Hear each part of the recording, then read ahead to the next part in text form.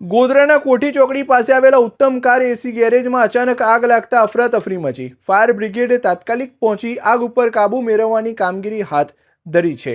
ગોધરા શહેરના કોઠી ચોકડી વિસ્તારમાં આવેલા ઉત્તમ કાર એસી નામના એક ગેરેજની દુકાનમાં આજે અચાનક આગ લાગવાની ઘટના સામે આવી છે।